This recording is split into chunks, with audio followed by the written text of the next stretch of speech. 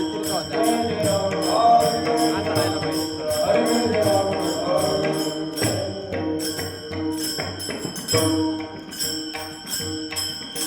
बघितलं झालं की असं होते, असं जायला पाहिजे.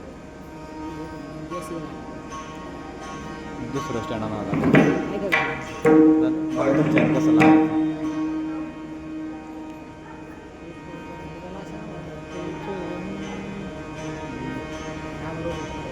सुंदर ते ध्यान ठेवते मागं टाका मग ते परत.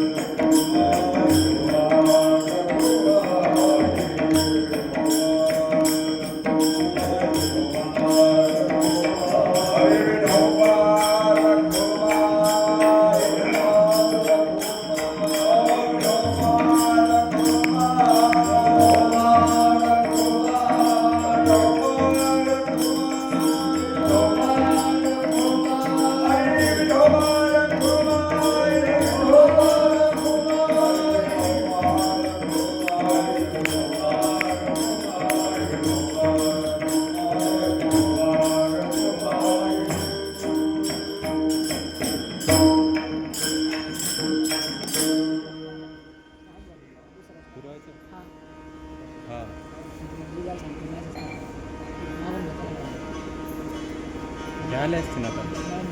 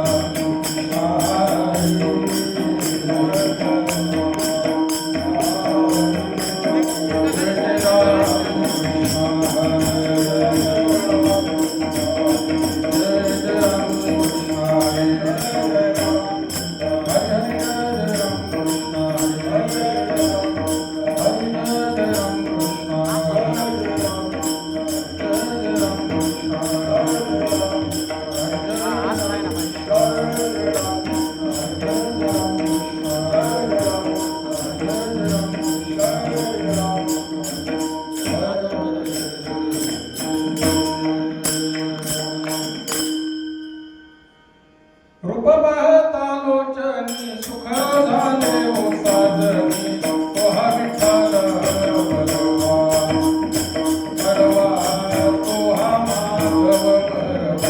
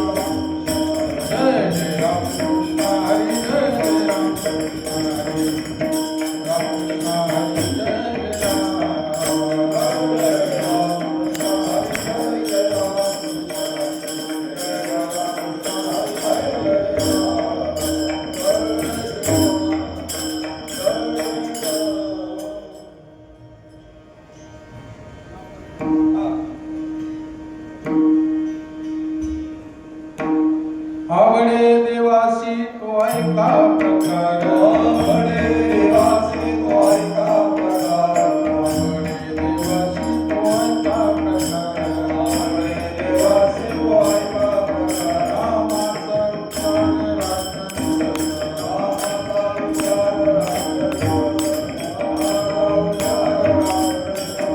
आवडे देवासी तो ऐका प्रकार आवडे देवासी तो ऐका आवडे देवासी तो ऐका प्रकार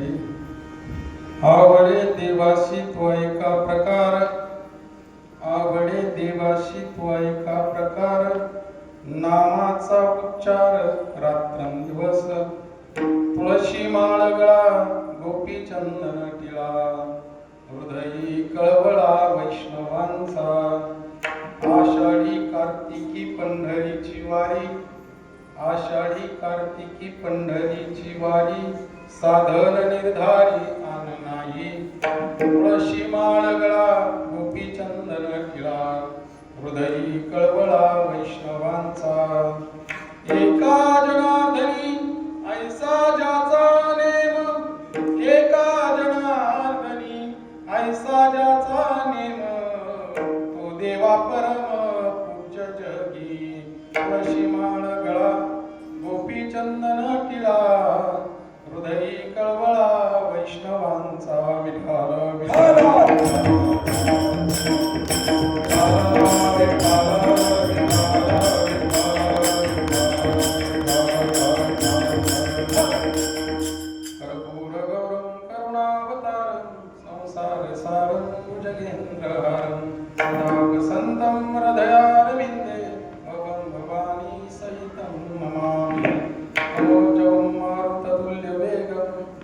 जितेन्द्रियं बुद्धिमतां वरिष्ठं वातात्मजं वानरयूतं मुख्यं श्रीरामदूतं शरणं प्रपद्ये शरण शरण हनुमंता तुम्हा रामदूता काय भक्तीच्या त्या वाटा नजदावा व्यासभटा समचरण सरोजं सांद्रिनीला उदावं जगननेत पाणी मंडनं मंडलां तरुण तुलसीमाला कंदनं कंजनेत्रं सदैव धवलहासं विठ्ठलं चिन्तयामि पांडुरंगा करू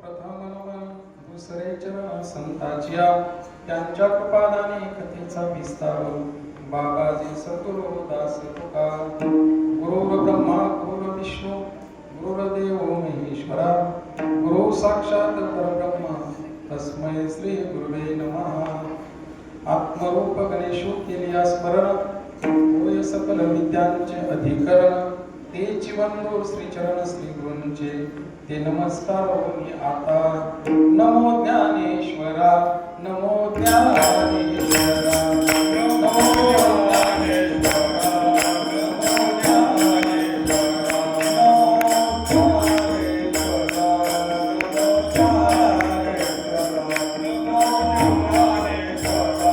नमो ज्ञानेश्वरा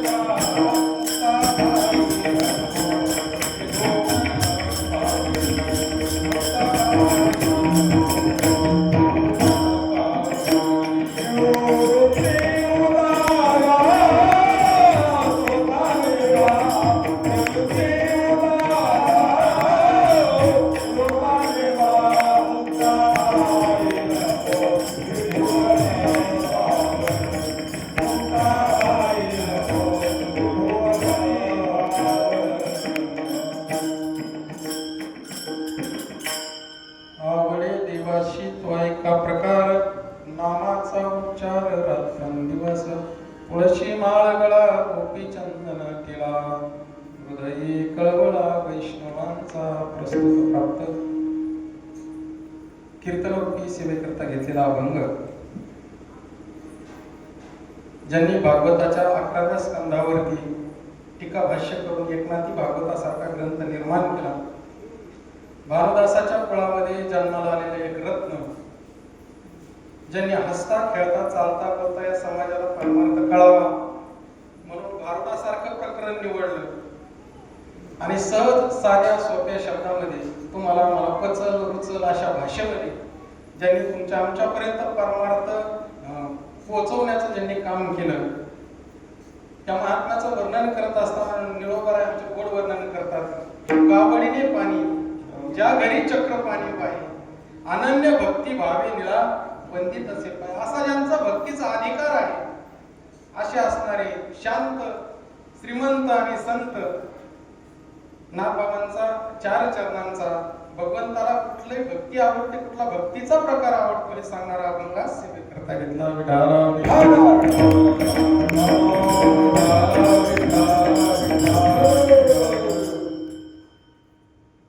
आज सद्गुरु सच्चिदानंद पांडुरंग दादांचा हा 15वा पुण्यतिथी सोहळा आणि या पुण्यतिथी सोहळ्याच्या निमित्तानं 2.5 दिवसाचा असणारा हा वैष्णव मेळावा या वैष्णव मेळाव्यामध्ये असणारी उद्घाटनपर कीर्तनारूपी सेवा अगदी अचानकपणे एक्सिलेंटची माझ्याकडे आली वास्तविक ही जी सेवा होती आदरणीय वंदनीय पूजनीय असणारे आपल्या संप्रदायाचे वैभव आदरणीय भागवत महाराज बेदरे यांची कीर्तनारूपी सेवा करून काय अडचण आली असेल आणि म्हणून सोनवणे बाबांनी फोन केला येताना मला फेटा घेऊन आणि म्हणून या ठिकाणी सेवक सांगितले करावे काम आहे जिथे पण कामा नाही या ध्येयानं अगदी संकल्पित वेळेमध्ये तुम्हा सर्व संत सज्जनांची या ठिकाणी थोडक्या मोडक्या शब्दामध्ये परंतु एक संतांचा निरोप सांगण्याचा या ठिकाणी छोटासा प्रयत्न करेन.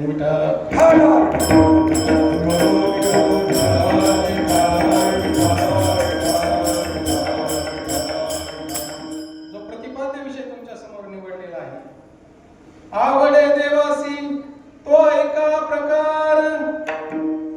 नादबाबा सांगतात भक्तीचा कुठला प्रकार आवडतो, तर जो भक्त सतत भगवंताचं नामचिंतन करतो तो सदभक्त भगवंताला आवडतो. भक्तीचा प्रकार भगवंताला आवडतो. अजून काय आवडतं तर म्हणजे तुळशी माळा गळा, गोपी चंदन टिळा आणि हृदयी कळवळा वैष्णवांचा. अजून काय आवडतं तर म्हणजे आषाढी कार्तिकी पंढरीची वारी, साधन निर्धारी आण नाही. आणि असा ज्याचा नेम आहे म्हणले नाथबाबा सांगतात, एका जनार्दनी ऐसा ज्याचा नेम तो देवा परम पूज्य जगी. तुळशी माळा गळा, गोपी चंदन टिळा आणि हृदयी कळवळा वैष्णवांचा.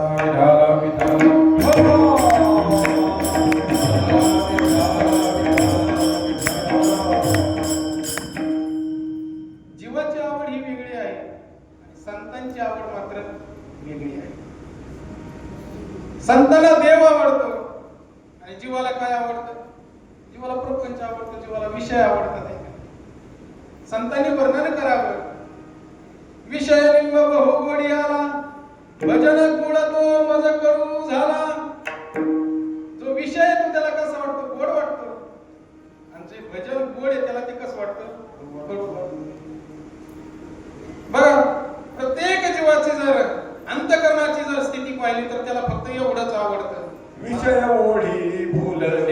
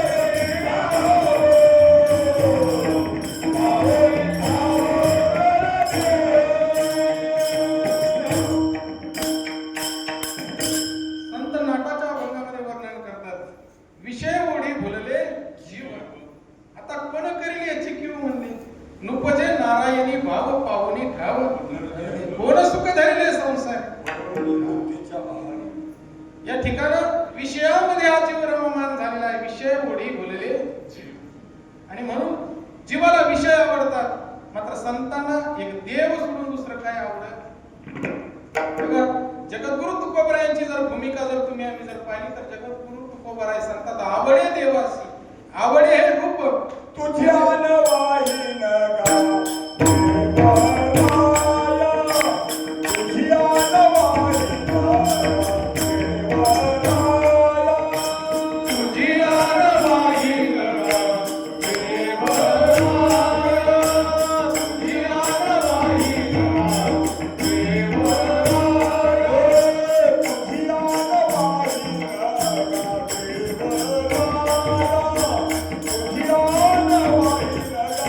Dewa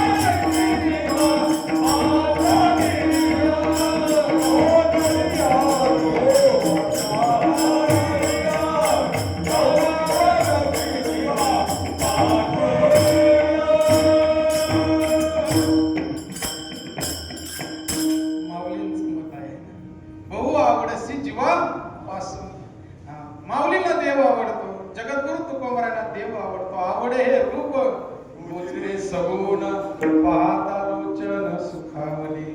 म्हणजे संतांची जी आवड आहे ती वेगळी आहे आणि आपली आवड वेगळी आहे. माऊली तर बोलतात माझ्या जीवेची आवडी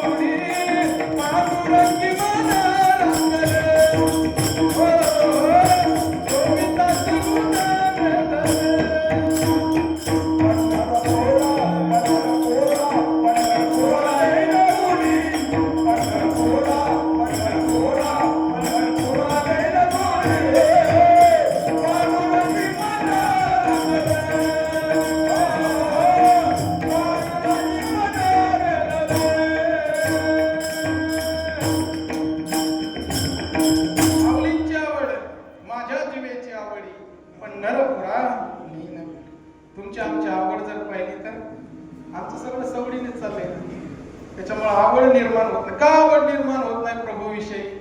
तर जे श्रीगुरूंना आम्हाला सांगितलं त्याचं आम्ही अनुकरण करायला तयार नाही, म्हणून ते आम्हाला आवडत नाही. विठाला विठाला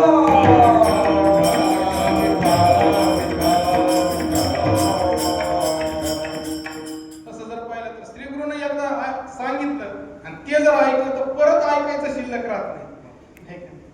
बरं, त्या नामाचा किती मोठा प्रभाव आहे बघा. या नामाच्या चिंतनाने काय काय अनुभव येतो. महाराज हे सगळं देवच दिसतंय. त्या नामाची उच्चतम अनुभूती कुठली आहे?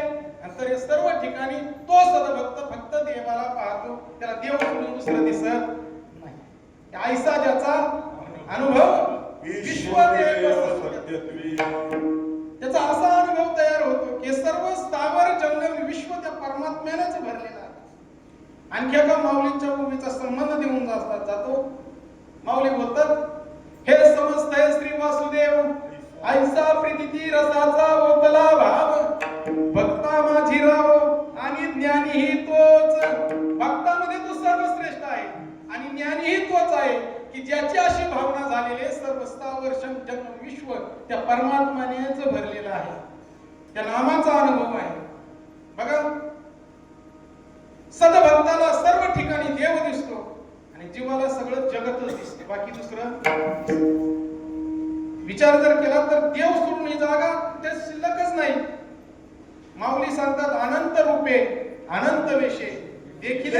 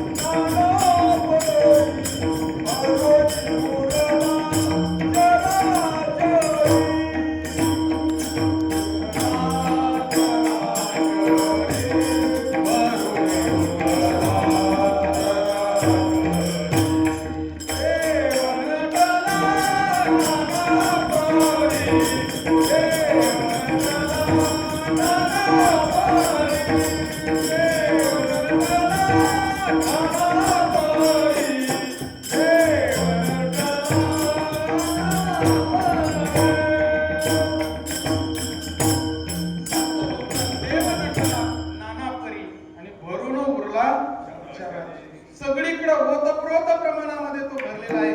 वृक्ष वेली झाड झुडप मातीच्या कणाकणामध्ये दगडात धोंड्यामध्ये सुद्धा तोच देव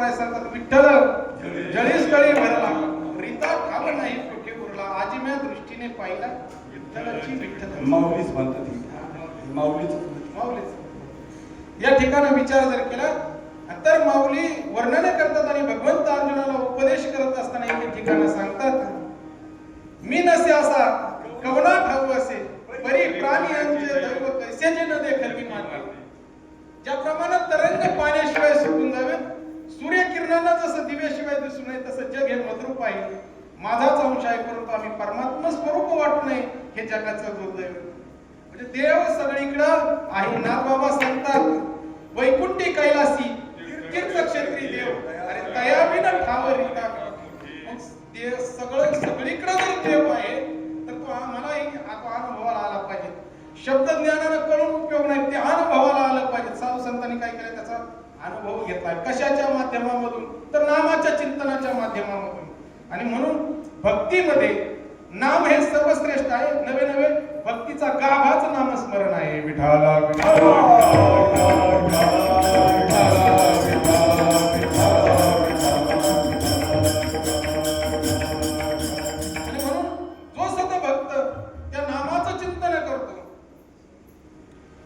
तोच भक्त देवाला आवडतो नाथबाबांचं मत आहे तो भक्त देवाला आवडतो मग जो सद्भक्त नामाचं चिंतन करता करता करता त्या अनुभवापर्यंत जातो ना तो देवमान्य होतो है का नाही आणि जे बाकीचे उद्योग करतात ते जगमान्य होतात मात्र देवमान्य होत लोकमान्य देवमान्य व्हावं संतांना जी अभिप्रेत आहे तशी भक्ती घडावी देवाला जी आवडते ती भक्ती आपल्याकडून घडावी याच्याकरता तर आपण कथा कीर्तन प्रवचन ऐकतो सत्संग करतो नवे नवे आम्ही परमार्थामध्ये जी वाटचाल करतो ती कशा करता करतो की आपल्या नामाचं चिंतन आपलं वाढेल किंबहुना आम्ही त्याच्यावरती आरूढ राहू अशा संबंधानं आपल्याला तो विचार करायचा म्हणून आपण काय करतो वेळोवेळी जिथं जिथं सत्संग असेल तिथं तिथं जाऊन ऐकण्याचा प्रयत्न करतो म्हणून सद्भक्ताला याची आवड लागली पाहिजे बघा गोंदवलेकर महाराज एका ठिकाणी सुंदर सांगतात म्हणले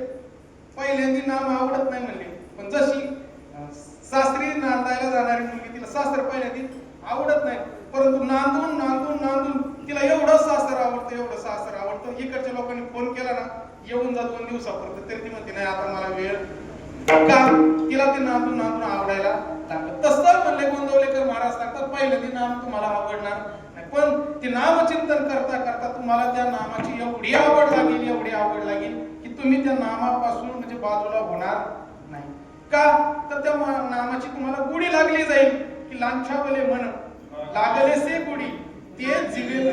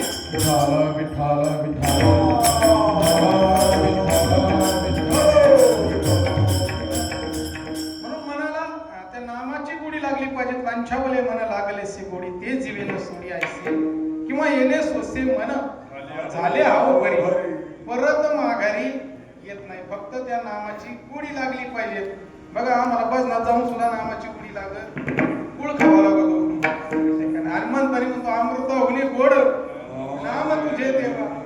अमृतापेक्षा जर गोड नाम असेल तर गुळ खाण्याची काही पण आहे. आम्हाला शब्द ज्ञानाला ते फक्त कळालं, मात्र अनुभवाला ते आलं. अनुभवाला यावं आणि परमार्थ हा अनुभवाचाच आहे. या ठिकाणी परमार्थ करत असताना तो जगा करता नाही, तो कशा कुणा करताय, तो आपल्या करताय.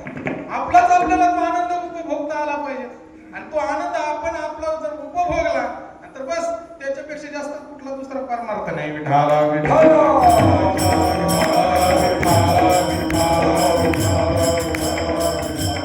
साधू संतांनी तो अनुभव घेण्याकरता महाराज आमचे जगद्गुरु तुकोबराय भंडारा भामचंद्र डोंगरावरती जायचे, परमार्थाची अखंड अशी साधना करायची.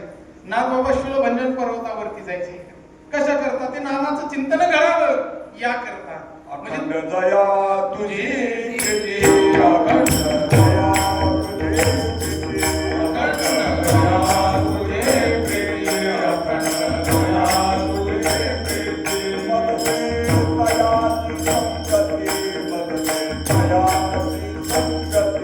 मदते दयाची संगती मदते दयाची संगती मदते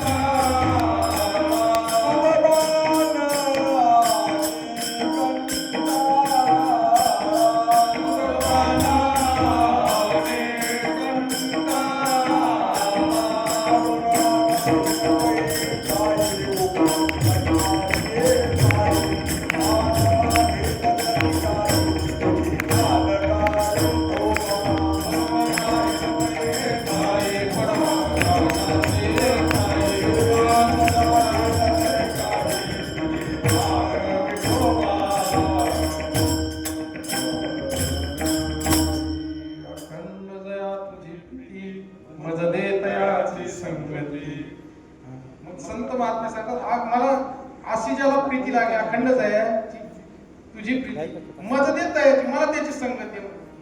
मग संत महात्मे त्यांनी ते नामचिंतन केलं. आपल्याला सुद्धा त्यांची संगत करायची.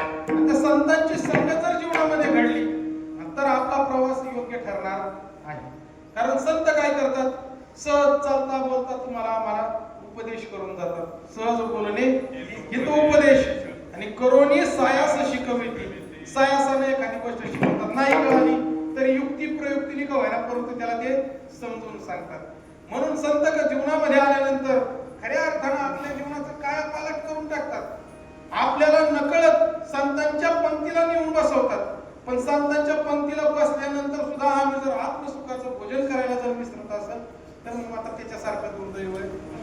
आपण सगळे राजवंशाचे लेकर आहे. इथं एकाचड एक अनेकांनी अनेक कीर्तन वगैरे आणि इथं अनेक कीर्तनकार पण उभे आहेत. आता यांच्या समोर बोलायचं म्हणजे मला जरा शोधूनच बोलावं लागतं. सगळी डीएसपी सारखी माणसं उभी आहेत. पण आता इलाज नाही, कारण त्यांनी माझ्यावर जबाबदारी सोपवली. ती जबाबदारी कुठेतरी पार करायची. वास्तविक पाहता असा काय फार मोठा कीर्तनकार राहत नाही. पट्टीचा नाही पण पट्टीत आहे थोडा, पण त्या पद्धतीने चालण्याचा प्रयत्न थोडासा. म्हणून या ठिकाणी मला सांगायचं हा भाव की संत महात्म्यांची जर संगत जीवनामध्ये जर घडली ना तर नक्कीच जीवनामध्ये काय होत असतं? परिवर्तन होत असतं. आणि परिवर्तन करून घेतलं पाहिजे. परिवर्तन करून घेण्याकरता मनुष्य जन्म आहे. जगद्गुरु तुकोबराय सांगतात मी माझ्या जीवनामध्ये परिवर्तन करून घेतलं. ते कसं परिवर्तन झालं म्हणले? त्यांनी शेंदाळाचं उदाहरण दिलं. म्हणजे कच्चं शेंदाळ म्हणले पिकाली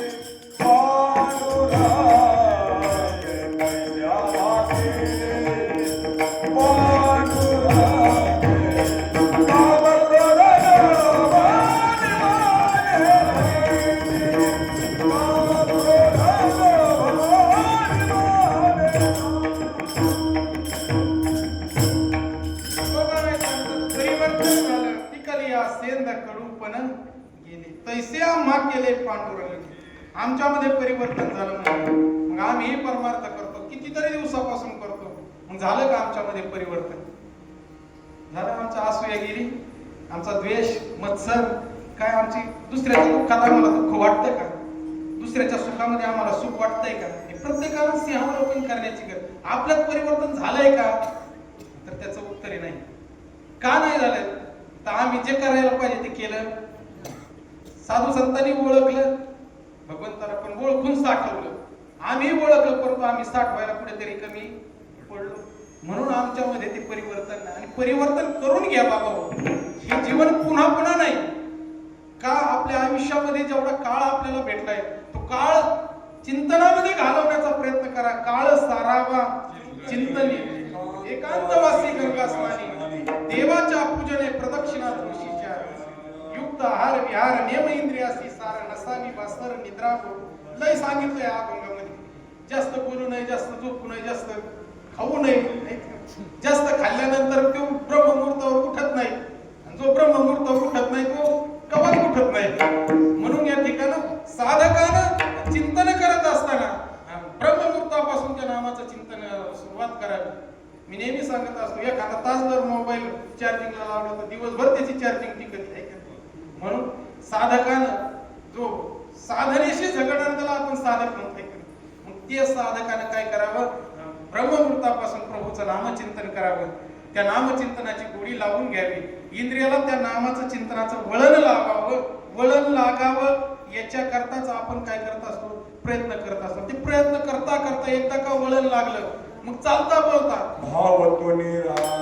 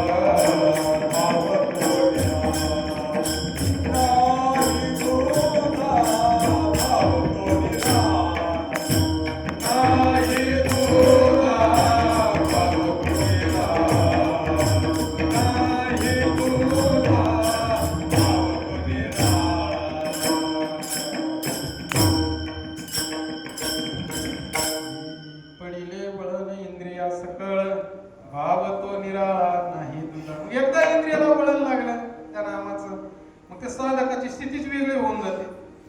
तो साधा भक्त कुठेही असू द्या मग त्याचं ते चिंतन ते सुटत नाही, किंवा तो त्याच्यापासून बाजूला जात नाही. माऊलीच ज्ञानेश्वरीमध्ये एवढं सुंदर वर्णन करतात, म्हणजे जसा राजा सिंहासनावर जरी असला तरी तो राजाचे, तोच राजा अरण्यामध्ये शिकारी करता गेला तरी आता त्याचं राजे पण जसं कमी होत नाही. तोच राजा जर कुठेही बागेमध्ये फिरायला गेला तरी तो आता म्हणजे तो माळी होत नाही, तो काय होतो, तो राजाच आहे. तसं तो सदभक्त कुठेही असू द्या पण तो त्या याच्यामध्ये तो राहतो. मग त्या सदभक्ताचं अंतःकरणाची जर स्थिती जर आम्ही जर पाहिली तर त्याला मान अपमान हे सगळं सारखं वाटतं. कोणी मान सन्मान जर केला तर तो गै भरून जातो एकदम, म्हणजे त्याला एखादं जसं हरणाचं पाड असेल एखाद्या वाघाच्या तावडीत सापडावं ते जसं गै भरून जातं, तसं त्याला मान सन्मान केल्यामुळे ते तसं गै भरून जातो. त्याला अपमान कोणी काय केलं तर त्याला सुख दुःख हे सगळं सुख दुःख समान सकळ जीवाचा कृपाळ. सुख दुःख समान सकळ जीवाचा कृपाळ.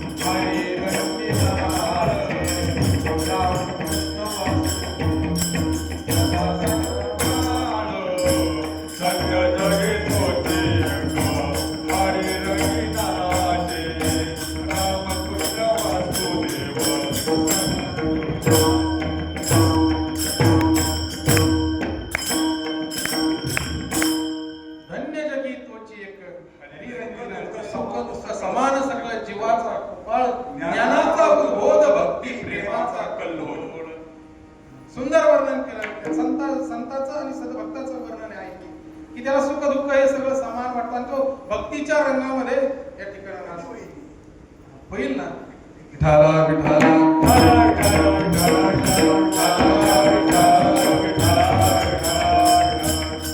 बुधवारी बाबा म्हणायचे आम्ही शेवटपर्यंत विद्यार्थीच आहे.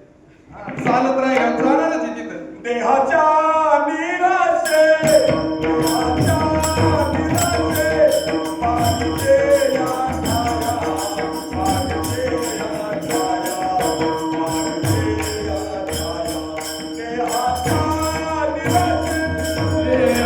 या छाया देहाच्या निराशे देहाच्या निराशे देहाच्या निराशे मागे या छाया मागे या छाया मागे या छाया देहाच्या निराशे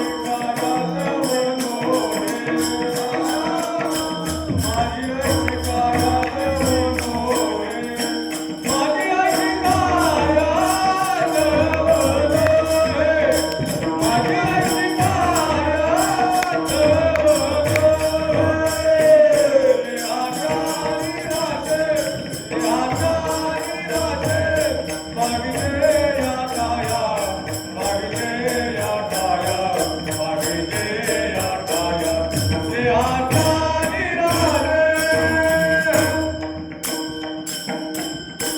देहाच्या निराशेत पाविजे या छाया.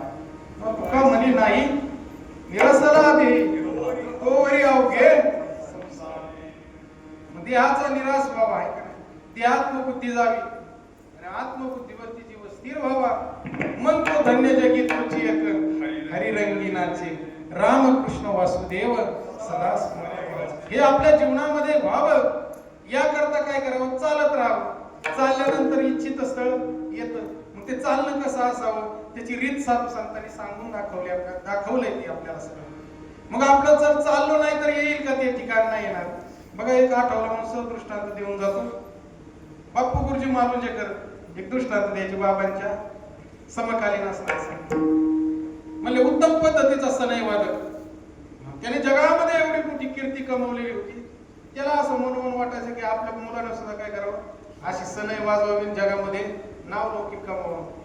त्या बापानं बराच वेळा सांगितलं त्या पोराला समजून, जसं संत सांगतात ना, लावण या पाया विनवितो तुम्हाला करे टाळे बोला मुखी नाम. तसं त्या बापानं हात जोडून सांगितलं, बाबा वाजवती सुनई. मग त्या पोराला काय पटत नव्हतं. पोरग म्हणलं मी असं भिकारनाथ करणार. मग तो म्हणला, बापाला राग आला. संतांना जसा राग येतो तसं किती सांगून नाही कधी भटकीचे पुढे शिंदळीचे रडतील. मग त्या बापाने काय केलं, त्या पोराला खाली पाडले एक दिवस. त्याच्या छातीवरती पाय दिला, त्याच्या तोंडात सनई घातली. वरून बाप बोलतो आता सनई वाजवशील का नाही? नंतर तो मुलगा खरा म्हणला, बाबा जरी तुम्ही माझ्या तोंडात सनई घातली असली तरी फुकायची का नाही माझ्या हाताने. तसं साधू संतांनी तुम्हाला आम्हाला योग्य रीतीनं योग्य वाटेनं लावलंय, पण आता चालायचं का नाही कोणाच्या हातात? जर चाललो तर नक्कीच आपल्याला सुद्धा तो अनुभव आल्याशिवाय राहणार नाही आणि तो परमार्थिक आनंद आपल्यालाही लुटता येईल. मात्र संतांच्या विचारानं जाण्याची गरज आहे. संतांच्या विचारानं गेले तर गुंता पडतच नाही, गुंता सुटतच. महाराज पडे गुंता न पडे गुंता कुठे काय निळोबराय मार्ग दावणी गेले दयानिधी. मग तेनेची पंथे चालू जाता न पडे गुंता कुठे काही. मग साधू संतांनी काय विचार सांगितला, कुठला मार्ग दाखवला आणि आपण करतो काय, याच बारकाईने प्रत्येकानं अवलोकन करण्याची, सिंहावलोकन करण्याची गरज आहे. साधू संत सांगतात, आमच्या बाबांनी म्हणजे सांगायचे की बाबा मला विसरलं तरी चालेल पण या तत्वाला विसरू. म्हणजे या ठिकाणी आपण त्याचं करतोय का ते गांभीर्यानं ऐकतोय काय त्याचा विचार करून का साधक हा फक्त म्हणायला साधक राहिला आता फक्त. है का नाही? वास्तविक पाहता तो आपल्या साधकांना आहे ना बऱ्याच काही गोष्टी शिकण्यासारख्या आहेत. साधनारूढ येतो साधक आहे नुसता साधक साधनावर रूढ बरोबर आहे. साधनावर रूढ असणारा तो साधक आणि मग त्या साधकाला जर साधनेवर जर रूढ असेल तर तो साधक आणि जर नसेल तर तो साधक म्हणण्याच्या याच्यात पण नाही. आणि आपल्या लोकांना तर भरपूर काही शिकण्यासारखं आहे बाकीच्या म्हणजे संप्रदाय बघा ते काय करतात बरोबर काकडा करणार हरिपाठ करणार बरोबर नित्य नियमाने त्यांचं ते भजन करणार आणि त्यांच्याकडे शिकण्यासारखं भरपूर ते वेळेतच सगळ्या गोष्टी असतात. आणि आपल्याकडं वेळेचं कुठलंही गांभीर्य ज्याला वेळेचं गांभीर्य नाही ना त्याला काहीच साधता येत नाही. म्हणून वेळेला खूप किंमत देत चला. कारण आपला कार्यक्रम बघा तुम्ही कुठल्या वेळेवर बरं का असंच असतं. हरिपाठ 8 वाजता तिथून पुढे मग ते 10 मग आणि परत सकाळी काला आपला काला संपतो 2-2 2:30 वाजेपर्यंत काला पोहोचलेल्या वेळेची गरजच काही नाही. पोहोचले तर त्याला काय करायची वेळ जरी असलास तरी पण वेळ आहेच ना. म्हणून वेळेत कार्य म्हणजे लहान कुणी मोठा घास होईल बरं का पण बोलणं गरजेचं आहे ना. कारण खरोखर आहे ना वेळेला आपण किंमत देत वेळेला किंमत देत चला. काही भरपूर शिकण्यासारखं आहे. अनेकांकडून काहीतरी आपण शिकलं पाहिजे की समाजामध्ये अनेक पद्धती निघाल्या अनेक रूढी निघाल्या परंतु त्याचं नेमकं काय काय स्वीकारायचं ते आपण शिकून घेतलं पाहिजे. मग चला पुढं या ठिकाणी मला सांगायचं आहे भाऊ की बाबा संतांच्या संगतीमध्ये राहून जर तुम्ही तो परमार्थ साधला तर गुंता पडत नाही गुंता सुटतो. जसं जगद्गुरु तुकोबाराय सांगतात आज फिटले माझे पुढे बहुत जन्मांचे साकडे कुंदाटले पुढे परब्रह्म सावळे.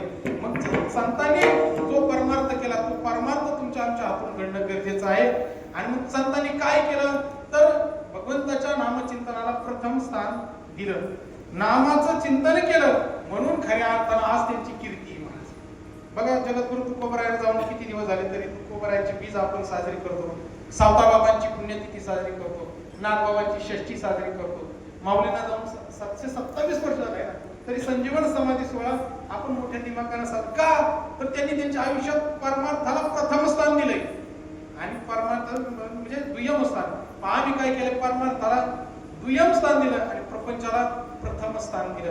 म्हणून सगळा अवमेळ झाला या ठिकाणी आणि तो मेळ बसवायचा म्हणून मेळावे आणि म्हणून त्या मेळाव्यामध्ये असणारी कीर्तन प्रवचन बघा अनेक महात्मे अनेक विषयाला हात घालून आपल्याला काय करत असतात त्या वाटेवरती आणत असतात. वास्तविक पाहता अभंग हा फक्त तुमच्या डोळ्यासमोर ठेवलेला असतो मात्र त्या जे नियोजन असतं म्हणजे जसं एखाद्या विद्यार्थ्याला पेपर सोडवायला येतो तुम्ही 10 मार्कात लिहा 2 मार्कात लिहा आपले 2 ओळीत लिहा 10 ओळीत लिहा किंवा एका वाक्यात उत्तर द्या. मग आपल्याकडे सुद्धा ते नियोजन आहे. त्या वेळेमध्ये तुम्हाला विषय आणि प्रयोजन मांडायचे. विषय काय तर जीव हा ब्रह्मरूप कसा आणि या ठिकाणी मनुष्य देहाची इति कर्तव्यता मनुष्य देहाचं मुख्य प्रयोजन काय तर भगवतपाद म्हणजे हे प्रयोजन आहे. हे विषय आणि प्रयोजन समजून देत असताना अनेक मुद्द्याला स्पर्श करत करत आपण तो विषय समाजापुढे मांडला पाहिजे. कारण आपल्याकडे थोडा वेळ असतो त्या थोड्या वेळेमध्ये आपल्याला अनेक गोष्टींना स्पर्श करून त्या जगताला काय करायचं असतं वाटेवरती आणायचं असतं. म्हणून कीर्तनकाराकडे फार मोठी जबाबदारी फार मोठी.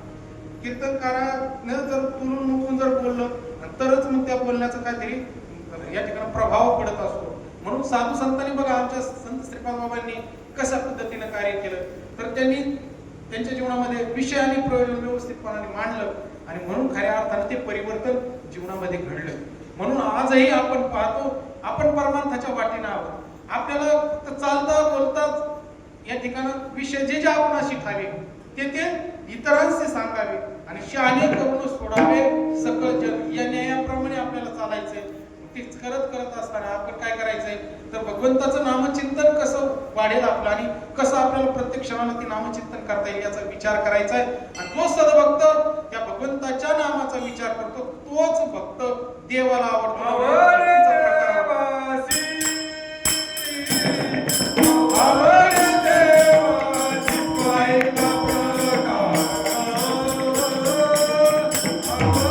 Hare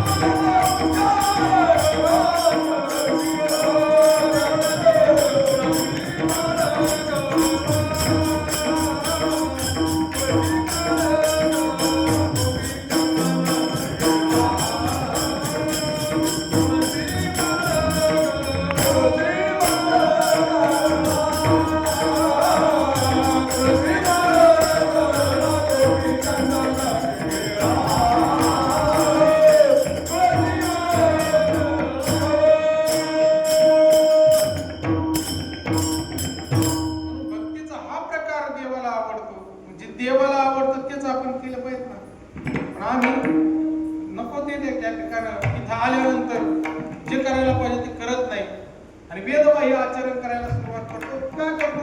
एकमेव कारण आहे जीवाच्या ठिकाणी असणारा अहंकार. बरं का, अहंकारामुळेच तो वेदबाह्य आचरण करतो. बघा माऊलींचे पूर्वी असं म्हणणार, माऊली बोलतात जे बहुता एका आव्हान करू अहंकाराचा भूत संचारू म्हणून झाला विसरू आत्मबोध. जीवाला आत्मबोधाचा विसर कधी पडतो? ज्यावेळेस त्याला अहंकार येतो त्यावेळेस, आणि ज्यावेळेस अहंकार येतो त्याच वेळेस तो वेदबाह्य आचरण करायला सुरुवात करतो. म्हणजे वेदाने निश्चित मानल्या गोष्टी तो करतो. जे खाऊ नाही तो खातो, जेवण पिऊ नाही तो पितो, जे बोलू नाही तो बोलतो, ज्या कार्य करता इथं आला ते कार्यच विसरून टाकतो, विसरून जातो. पायपा शहरांच्या गावात त्याच्या जयाला आले पांडवा तो कार्यार्थ आगवा त्या शरीररूपी गावाला आम्ही कशा करतो त्याचा कार्यभाग काय करतो? टाकून देतो. म्हणून या ठिकाणी विचार करायचा आपण कशा करता आलोय आणि इथं आल्यानंतर करतोय काय. आपल्याकडं जो वेळ आहे तो वेळ आपण चांगल्या कारणाकरता वापरतो का? अनेक जण म्हणतात मला हरिपाठ घ्यायला वेळ नाही, आणि हरिपाठ 20 मिनिटामध्ये होतो, ठीक आहे ना, परंतु आम्हाला वेळ नाही, आम्हाला 2-2, 4-4 तास मोबाईल बघायला बरा वेळ आहे का? तिथं वेळ आहे, इथं वेळ बघा ना. आम्हाला चांगलं चांगलं सुचत, आमचं सगळं उलट आहे, सगळं उलटा खेळ आहे. म्हणून माऊली टाकता हा कटकट आहे वकटे ये मृत्युलोकीचे उफराटे, मृत्युलोकीचा उफराटा नियम आहे म्हणजे अर्जुन अवचटे जन्म तरी धडधडोनी वहिलानी त्याच्यापुढे घडवणी वहिलानी ये भक्तीच्या वाटेला या पावस्य अव्यंगाने धाम माझ्या. मला फक्त एवढंच एक कोमेचं टोक घ्यायचं होतं. हा कटकट आहे उफराट ये मृत्युलोकीचे मृत्युलोकीचा उफराट नियम आहे. ज्याचं बल आणि बुद्धी क्षीण होत चाललंय अशा वृद्ध माणसाला जीव नमस्कार करतो. ज्याचं एक दिवसानं आयुष्य संपत चाललंय त्याचं गुढ्यात पूर्ण उभारून वाढदिवस साजरे करतो. आम्हाला हे कळत नाही की तो एक दिवस मरणाकडे चाललेला आहे. बघा आमचे सगळे आमची बुद्धिमत्ताच अशी उलट्या विचाराची चाललेली आहे. जोपर्यंत माणसाबरोबर बोलण्याच्या लायकीचा असतो ना तोपर्यंत बोलत नाही. जेव्हा तो बेडवर असतो ना त्यावेळेस तू त्याच्या पशी जातो म्हणतो दादा 2 शब्द माझ्या संग बोल. जेव्हा तू बोलण्याच्या लायकीचा होतो बोलला नाही का? बघा ज्यावेळेस माणूस खाण्याच्या मनस्थितीत तोपर्यंत त्याला कुणी त्याला खायला देत नाही का? आणि ज्यावेळेस तो शिपणी पाणी चालू असतं मग सफरचंद घेऊ मग खायला घेऊ असं उलटा खेळ आपला. जोपर्यंत शरीर चांगलं आहे तोपर्यंत परमार्थ नाही साधून घेत. शरीर थकल्यानंतर मग तो इच्छा व्यक्त करतो चला मला यायचं तुमच्या दिंडीत. आता आमच्या दिंडीत यायचं म्हणजे आम्हाला त्याला बिछाण्याच्या गाडीत बसवावं लागत. ही प्रक्रिया सांगायचं तात्पर्य जोपर्यंत चांगलं आहे शरीर तोपर्यंत तो परमार्थ साधून घ्यायचा.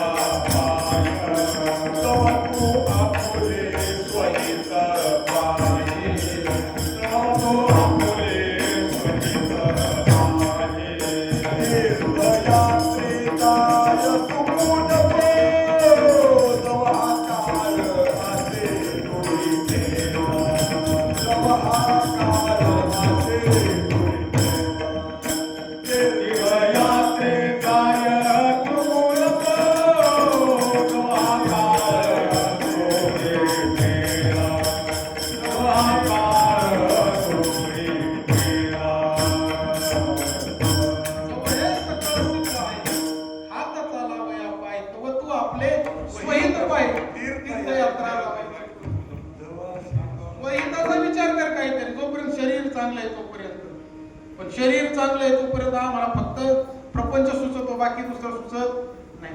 म्हणून विचार करा हे आपल्याला जे शरीर मिळाले ते भगवंताकरता आपल्याला समर्पित करता आलं पाहिजे. बघा आपल्याला जे ज्ञान दिले बुद्धी दिली वाचा दिली ही कशा करता दिलेली? भगवंताला जाणण्याकरता भगवंताची आपल्याला काहीतरी सेवा करता येईल याच्याकरता दिलं ना. माऊली हरिपाठामध्ये सांगतात बुद्धीचे वैभव अन्य नाही तुझे एका केशवराजे सकळ सिद्धी. बुद्धीचं वैभव हरीला जाणण्याकरता, ज्ञान भगवंताचं जाणण्याकरता आहे, वाचा भगवंताचं गुणगान गाण्याकरता आहे, कान भगवंताचे गुणगान ऐकण्याकरता आहे, डोळे भगवंताचं रूप डोळ्यामध्ये साठवण्याकरता आहे, पाय तीर्थयात्रा करण्याकरता आहे, हात कानाने पुण्यकर्म करण्याकरता आहे. पण किती जण याचा चांगला वापर करतात बघा. दिले इंद्रिय हात पाय कान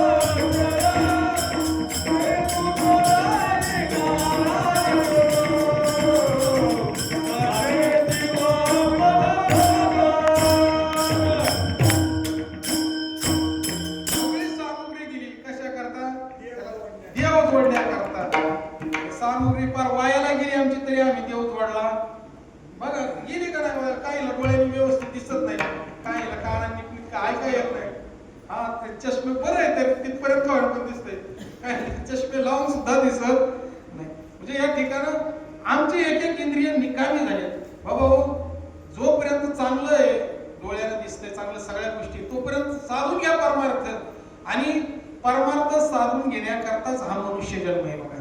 परत परत मनुष्य जन्म मागितला तरी बाबा वो भेटत नाही. मागवता हाची जन्म पावसी भोगिले सुख दुःख जाणसी हे तो न घडे रे सायासी कार्य अंत होशी जाणून या. पुन्हा पुन्हा हा मनुष्य जन्म बाकीचे जन्म मस्त लय वेळा आहेत पण मनुष्य जन्म एकदाच आहे.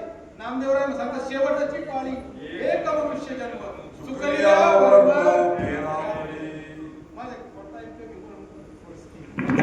शेवटची पाळी एक मनुष्य जन्म आपल्याला शेवटची संधी आहे.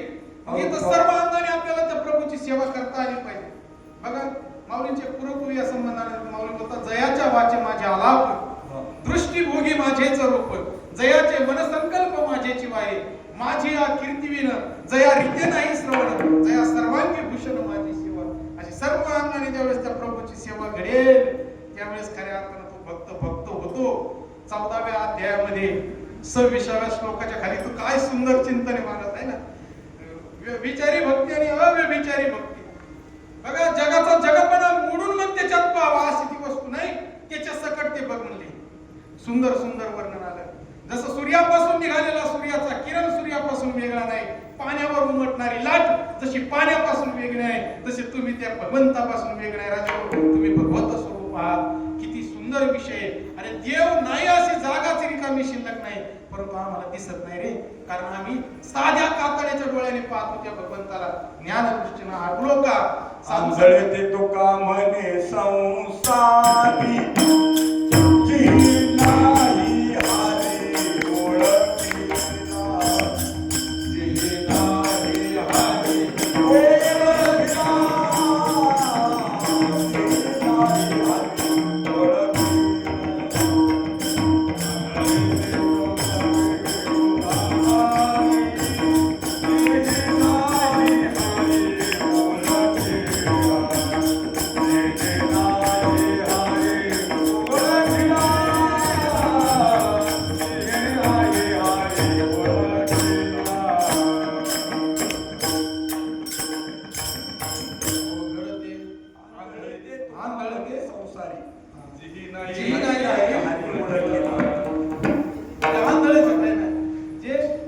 देवाला पाहत नाही तुका म्हणे कैसे गेले विसरून किंवा कबीर कहे जगांदा अंधी जैसी गाय बछड़ा था सो मर गया झुकी चाम चटाई.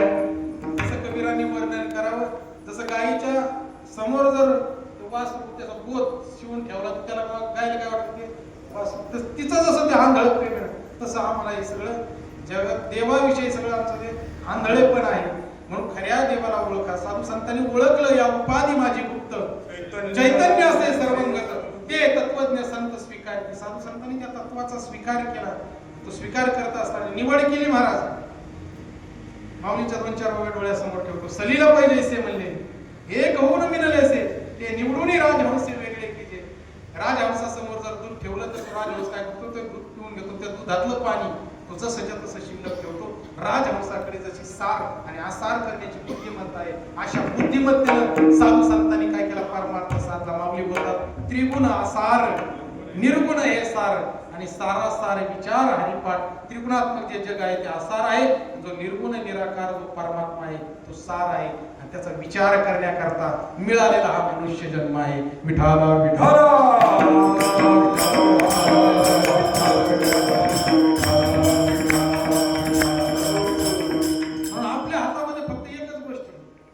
आपण वर्तमान काळामध्ये त्या प्रभूचं नामचिंतन करू शकतो. भविष्याची चिंता करू नका आणि भूतकाळाचा खेद करू नका. साधू संत भूतकाळाचाही खेद करत नाही भविष्याचीही चिंता करत नाही. वर्तमान काळामध्ये ते जीवन जगतात. ज्याला वर्तमान काळामध्ये हे भगवंताच्या नामचिंतनासहित जीवन जगता येतं तो संत होतो. तो देवत्वाला प्राप्त होत असतो. विठाला विठाला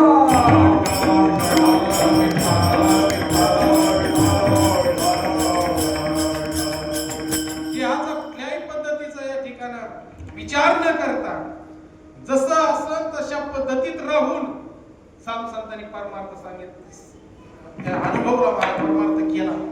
बघा जैसी स्थिती आहे तशा परी राहायची आहे. जसं असं तशा स्थितीमध्ये राहून त्यांनी परमार्थ साधला आणि तो परमार्थ करत असताना महाराज देहभान परमात्म्याशी एकच नातं जोडले. बघा, एक महात्मा एका झाडाखाली चिंतन करत होता आणि चिंतन करताना तो एवढं पुढे चिंतन चाललेलं होतं, एवढं नामचिंतनामध्ये तो रंगून गेलेला होता. शेजारून कबीर महाराज चाललेले होते. परंतु प्रसंग असा घडला आणि त्या महात्म्याच्या त्या चिंतन करत होता तो महात्मा, त्याच्या शरीरावरती एक एक कावळा याचं काय करायचं, लचकीत उडून जायचा. ते दृश्य लांबून कबीर महाराज पाहत होते आणि कबीर महाराजांनी त्या महात्म्याच्या अंतःकरणाशी संवाद साधला. आणि तर तो महात्मा त्या कबीर महाराजाला बोलू लागतो. खूप गोड चिंतन करतात कबीर महाराज. कागा सबतन खाइयो, कागा सबतन खाइयो, मोर चुन चुन खाओ मांस, बस ये दो नैन मत खाना, जिनमें है प्रभु मिलन की आस. महात्मा सांगतो की मला सगळं शरीर खाऊन दे रे, फक्त एवढे 2 डोळे खाऊ नको देऊ. ती 2 डोळे माझ्या प्रभूची वाट पाहत आहेत आणि अखंडपणे शेवटपर्यंत आपल्याला त्या प्रभूची वाट पाहायची. आणि शेवटच्या क्षणी ज्या वेळेस तो तुमच्या डोळ्यासमोर येईल ना, त्यावेळेस तुमचा परमार्थ हा पूर्णत्वाला जाईल. विठाल विठाल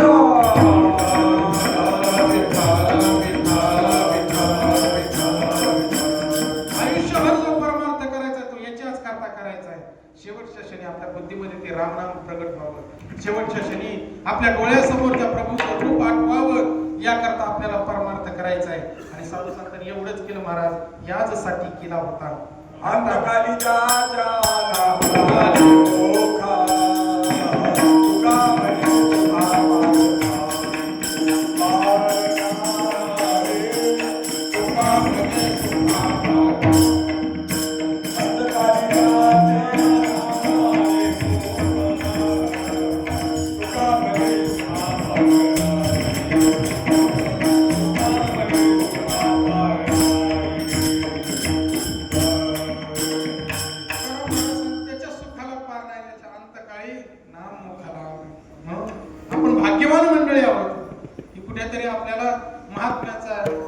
स्पर्श झाला, महात्म्याच्या संगतीमध्ये आपल्याला परमार्थ करायला मिळाला. म्हणून आम्ही दैवाचे दास पंढरी राय.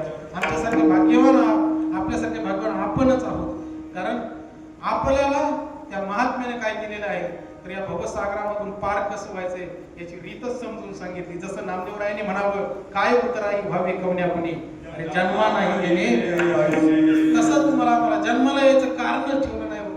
कारण महात्म्याचे बघा किती उपकार आहेत आपल्यावरती, अनेक प्रमाणे या संबंधाने देता येईल. पण आपल्याकडे वेळ कमी, केले उपकार सांगून मी काय, बाप न करी अशी माय, धर्मे त्यांच्या दिखेने पाय दिले अक्षय अभय दान.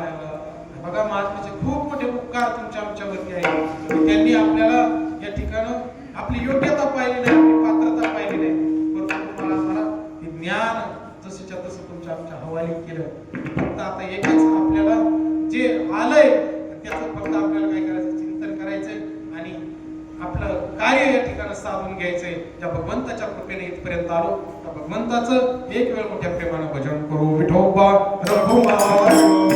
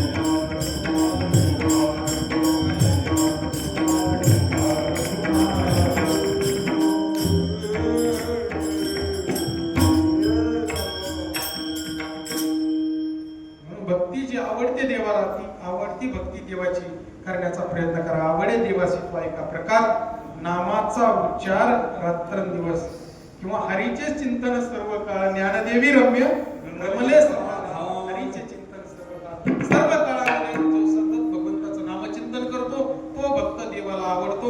आणखी काय आवडतं म्हणले तर त्या अभंगाचं दुसरं चरण. तुळसी माळ गळा, तुळसी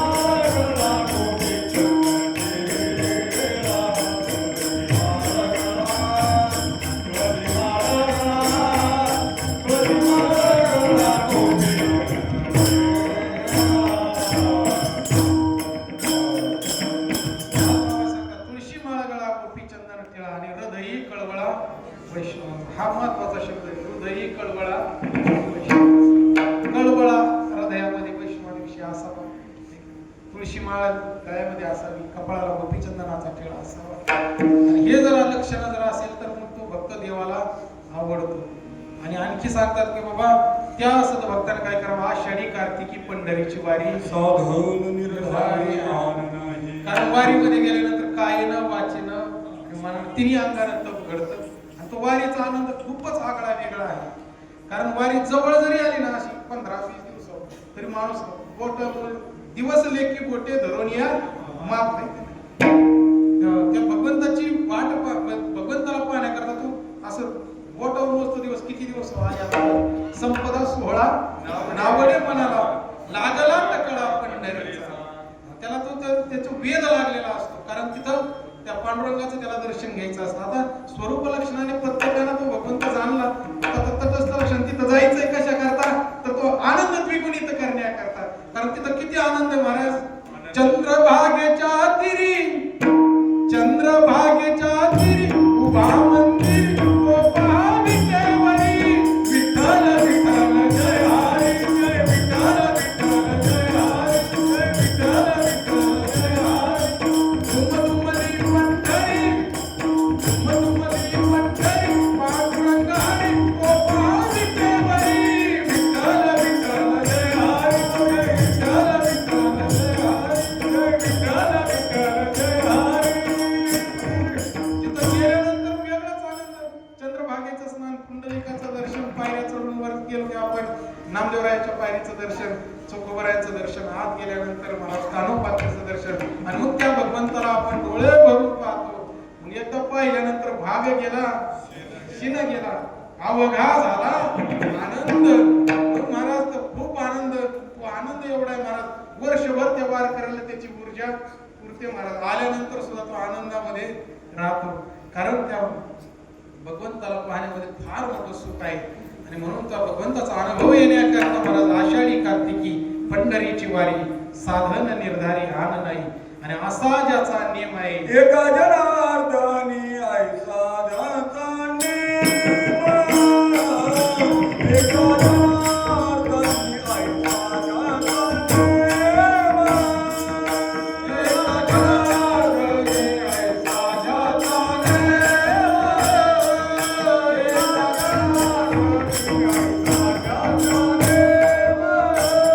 एका जनार्दनी ऐसा ज्याचा नेम. ओ देवा